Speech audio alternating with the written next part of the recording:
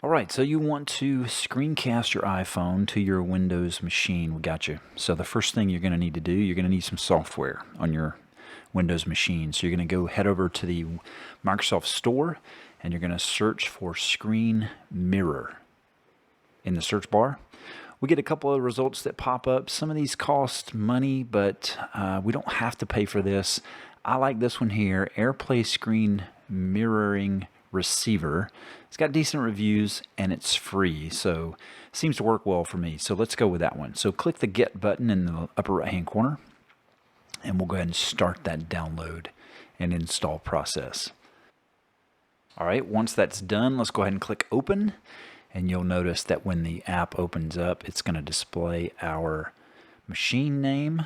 That'll be helpful in just a second when we go to our device, our phone, and we want to mirror. So from our phone, the first thing we want to do is unlock the phone, and then we want to swipe down on the top right-hand side of the screen.